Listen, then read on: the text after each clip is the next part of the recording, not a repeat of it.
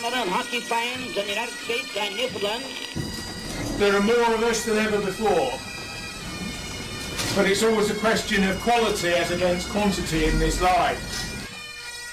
He said he was going to give Parliament the right to a free vote. And then he explained what he meant by a free vote, that you're going to be allowed to vote. But if you vote against him... And half of the world that was able to marshal its forces to do a certain thing. And now we have the other half of the world which is governed by the wishes and the varying currents of democracy. We built a country, east and west and north. We built it on an infrastructure that deliberately resisted the continental pressure of the United States. For 120 years we've done it, with one signature of a pen. You've reversed that, thrown us into the north-south influence of the United States, and will reduce us, I'm sure, to a colony of the United States, because when the economic levers go, the political independence is sure to follow.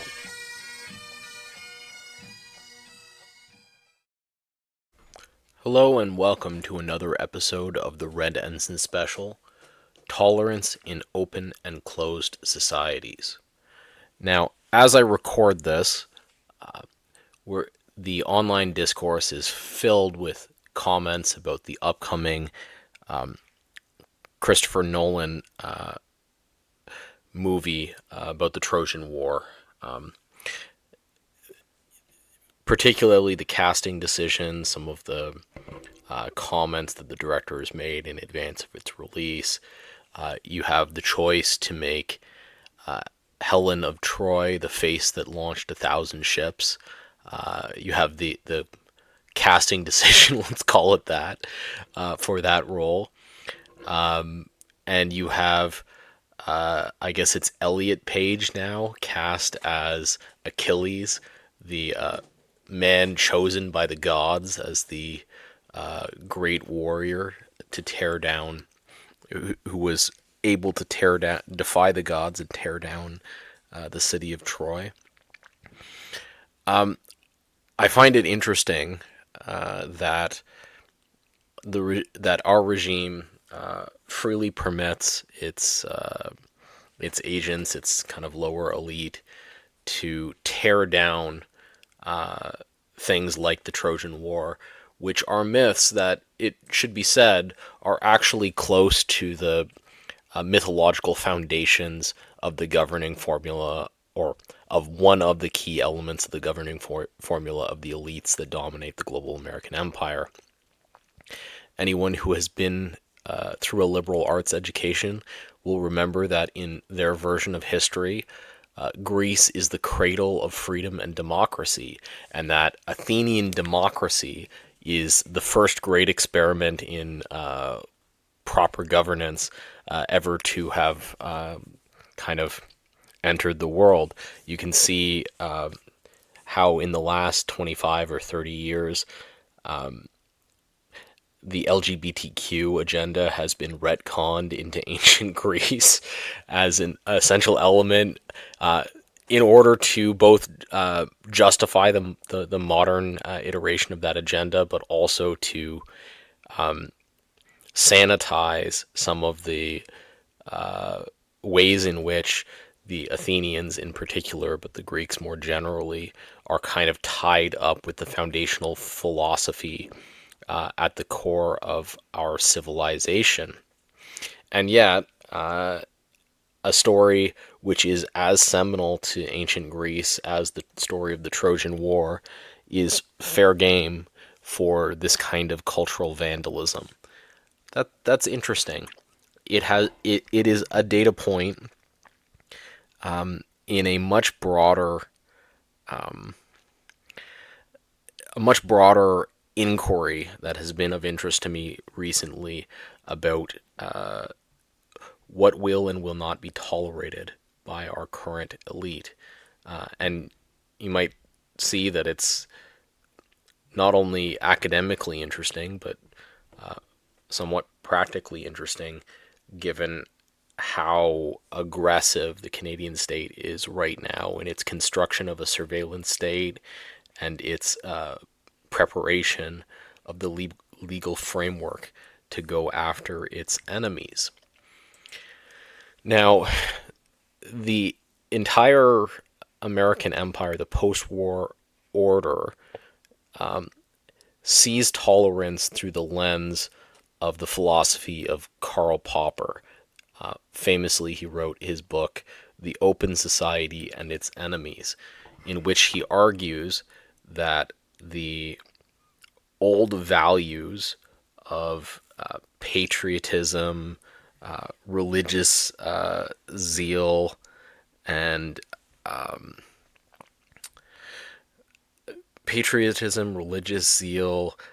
human excellence more generally, but particularized to a people, the blood, the soil, the God, these kind of three pillars that lay at the core of most civilizations to ever exist, he argues are essentially responsible for the tragedy of the 20th century. And the response, which was then codified into the American-led post-war order, was to banish these gods, to put into legal principle and social organizational principle the idea that the global American order would exist in opposition and negation to these items, right? So, unusually through history, the states of the American empire are anti-fascist, they're anti-racist, they're anti-homophobic. They're not actually They don't actually assert positive values. They exist primarily in negation. And because they exist primarily in negation, they can tolerate a tremendous amount of they can tolerate tremendous attacks on foundational elements of their state, whether it's the latest set of attacks on the kind of Greek history, or whether it's the long-standing tradition on the left of tearing down the founding fathers, or even dismissing large elements of the kind of history of the constitutional development of the liberal state, whether specifically at the Imperial Center in the United States or in places like Canada. They have no qualms about any of this.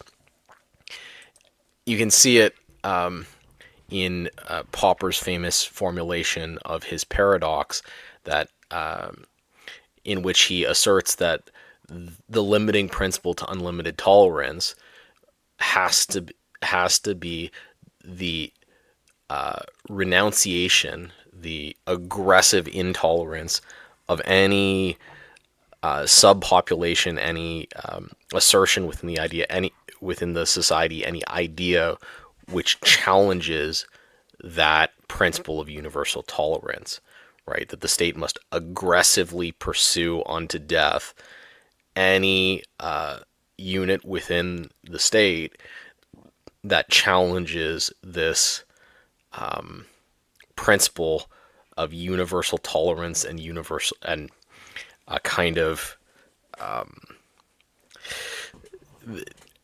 in environment in which ideas cannot be exclusive claims. And you can see how this very aggressive principle of repressive tolerance plays out. This is a chart of the number of arrests for social media posts organized by country, and as you would expect if modern history is familiar to you, the United Kingdom is at the top with over 12,000 arrests in a single year. Belarus is on that chart, very much not an open society, but trailing behind are Germany and China. And so you can see that the open societies of the United Kingdom, so-called, are every bit, well, they're in point of fact, at present, substantially more repressive and make substantially more use of the monopoly on force in order to quell political resistance than the so-called closed societies that exist today, places like Belarus, China, and Russia. In fact, if you combine the arrests in Belarus, China, Russia, Turkey, the four largest, the four closed societies with the largest set of political arrests for speech crimes online, you still wouldn't get to the number of arrests that are in the United Kingdom. So we know that the open societies can be extremely virulent in their quest to stamp out perceived intolerance. In the United Kingdom, almost all of those arrests are made for violations of the Equalities Act. That is, people asserting the affirmative principle that the United Kingdom belongs to the English, Welsh, or Scottish people, and that it exists, and that they have some kind of unique historical claim by blood and soil to that tradition, and that those who are not ethnically descended from that same group do not share in the nation, and are inexorably foreigners in some sense, right? This is the idea that the powers that be in the United Kingdom would like to extirpate from the population, and they go to incredible lengths to extirpate it from the population, making laws that make comments in private conversation in your own home illegal.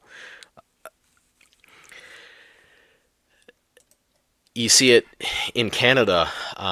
Story came out today. Lindsay Shepherd, once of fame in association with Jordan Peterson for recording one of these kind of struggle sessions that goes on Canadian university campuses.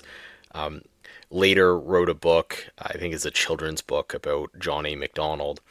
And as a consequence of writing that book, the CBC and APTN, which APTN, for those who may not know, is a network funded by the federal government for the benefit of Native Canadians. The two launched a long-running undercover operation in order to pretend to hire Lindsay Shepherd so that they could interview her and try to humiliate her as part of a program they're running about why John A. Macdonald, the first Prime Minister of Canada, is like deeply racist, problematic, all of this kind of stuff. So you can see the lengths they go to in order to attack, humiliate, marginalize enemies. Like the assertion that John A. Macdonald is a part of, like, an inexorable part of the Canadian identity is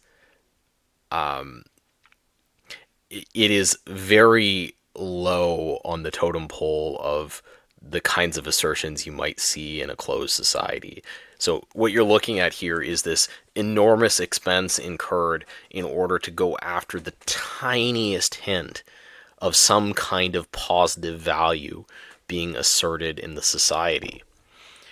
And you can see this all over the place, where the Canadian state, the British state, the American state, all of the states within the American empire just go to almost unbelievable lengths to try to intercept and crush any positive assertion of values. They're incredibly totalitarian in this regard. And yet you can tear down even the values on which the state itself kind of rests pretty freely, with very few fears of reprisals. This contrasts completely with what most societies through history have been, which is closed societies which depend on the positive assertion of values. Here you can see an image of the crowning of Charlemagne, in which you see conveyed to the audience the values which were core to the society of the time. The king is vested with the crown by the church and does so while holding the sword, right? The values conveyed here are represented by the different characters involved. You have on one side the knights who follow after the king, who represent the martial virtues of the society. Behind him, you see his wife and child, another kind of family as an essential element of the positive values being asserted in the image. And then the other half is inhabited by various types of figures. You have priests and religious scholars occupying that chunk of the image, representing that element of the positive values put forward by the civilization that Charlemagne was at the center of.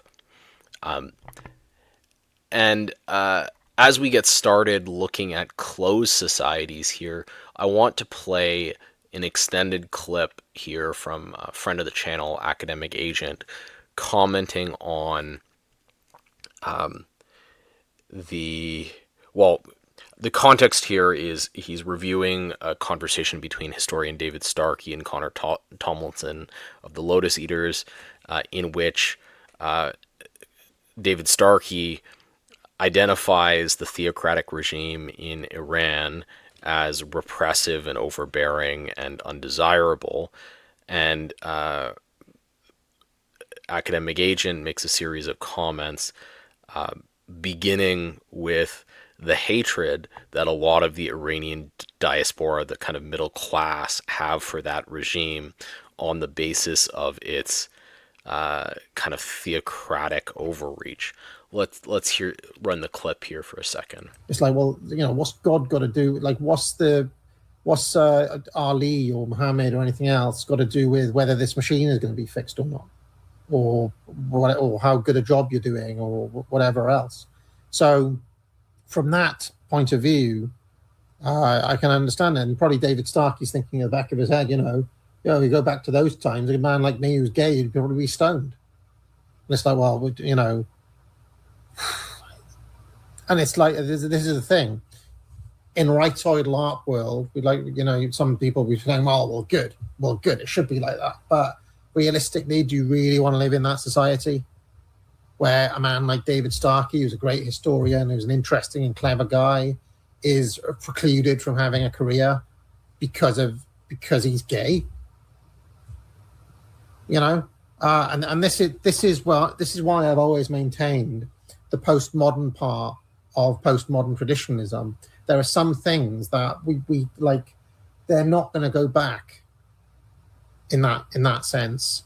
And then we have to say, well, even if we could put it back, is it desirable, or are there actually aspects of the kind of settlement that we've arrived at in Western countries that do work for the betterment of everyone? Whether it's my father's engineering skills or Starkey as a historian or something like that. It's kind of silly to say, well, you didn't say the right prayers, or his sexuality is wrong, therefore, he should be precluded from having a job. Now, this is a clip, part of a somewhat longer monologue from Academic Agent that I profoundly disagree with on multiple levels. But I want to kind of approach it in a circumspect way. So we began our discussion of closed societies by looking at the crowning of Charlemagne, but I want to make the point that most societies through history have been like this, in that they're built not on an antithetical like the modern anti-fascist state is built.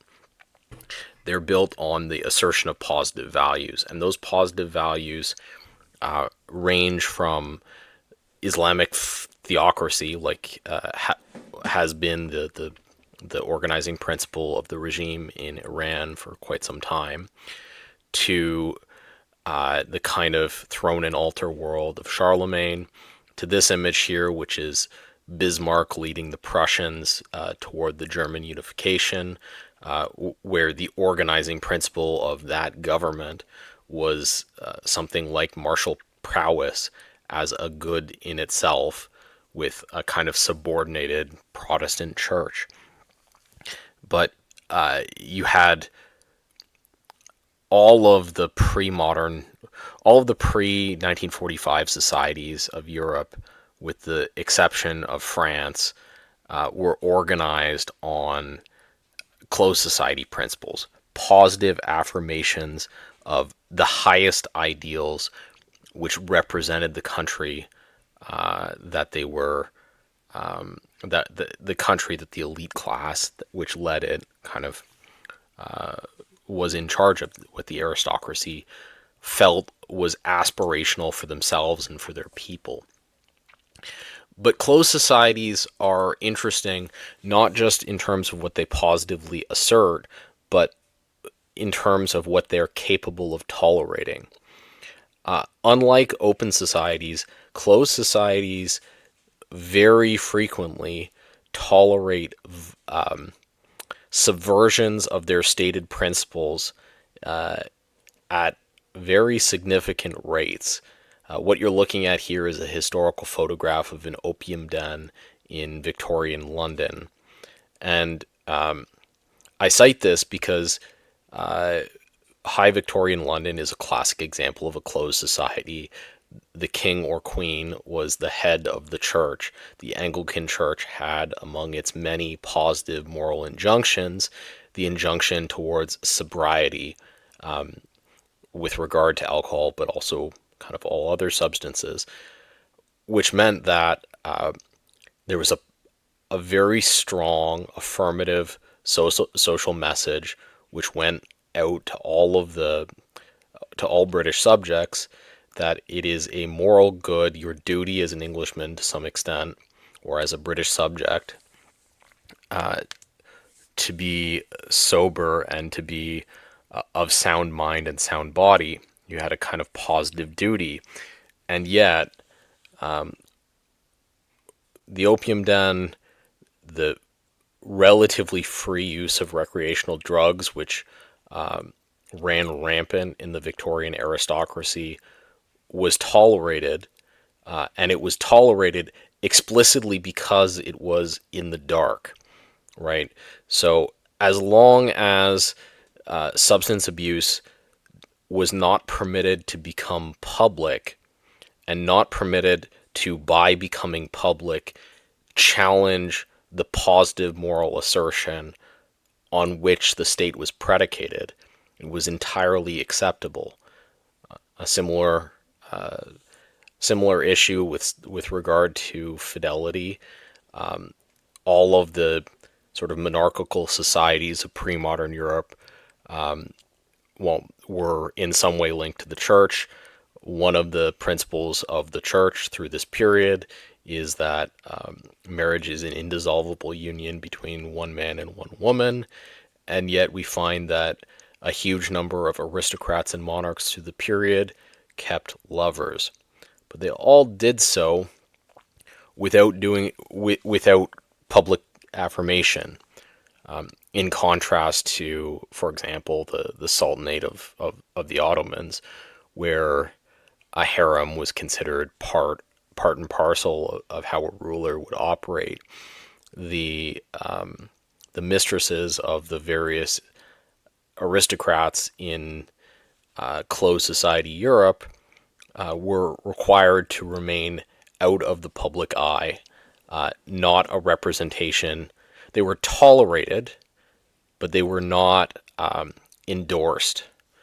And this is the power of the closed society, that as long as an activity does not challenge the public assertion of the positive moral good which dominates this, on which the society is predicated, it can be tolerated and ignored.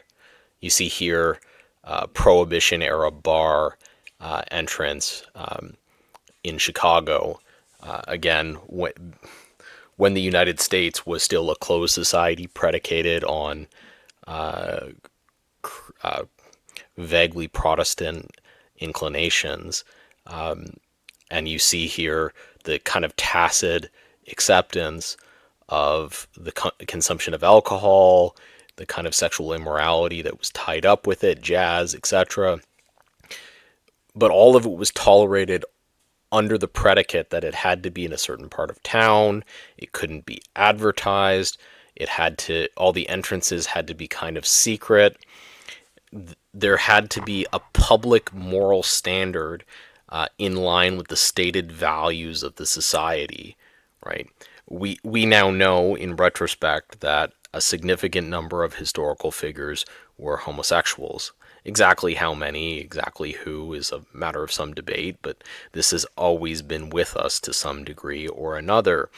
And yet, if we were living alongside many of these figures, we never would have known it, because toleration for their activities worked well for the society as long as those activities remained private and were not celebrated as a subversion of the positive moral good. And as we think about tolerance in a society recovering from this long period of demoralization, of multiculturalism, of religious pluralism, we know that on the other side of this interlude, whatever society we are able to recover will not be able to operate without a degree of will not be able to operate without two things. First of all, it cannot operate without a positive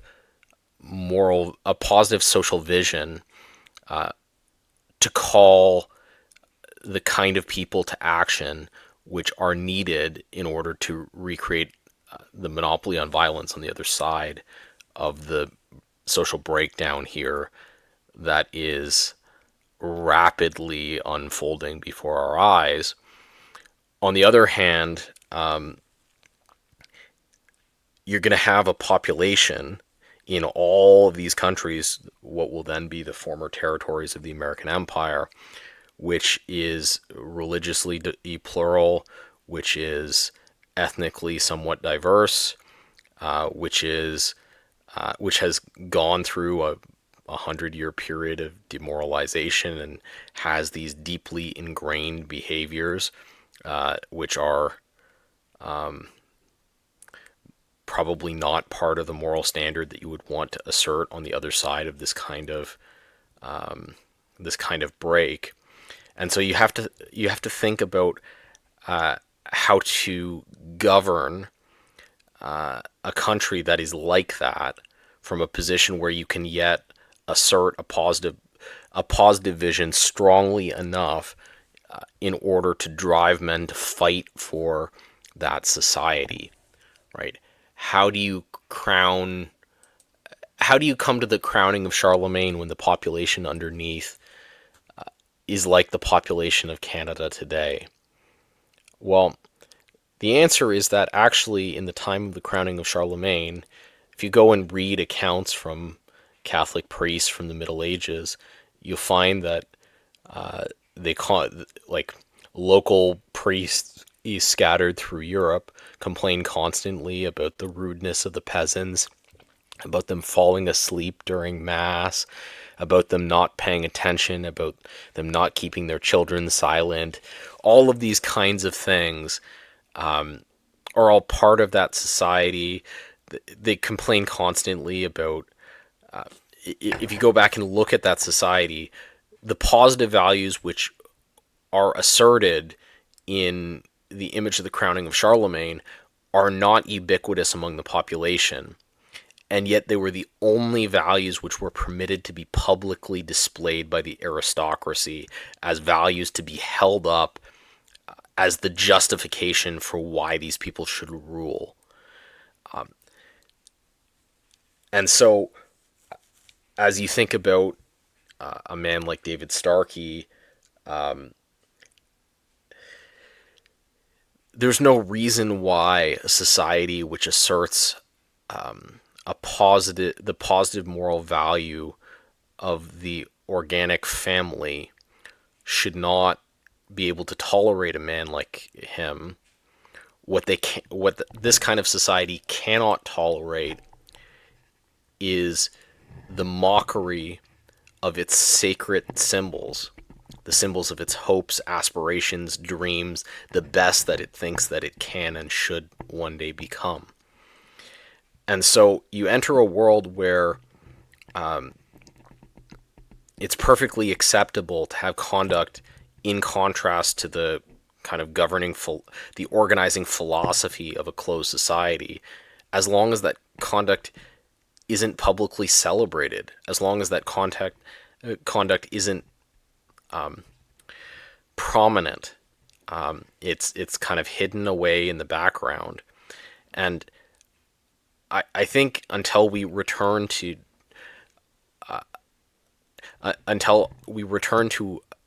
so I would love to see a return to a closed society organized around positive principles, knowing that the people's hearts are deceitful and wicked, and that they're going to fall short, and that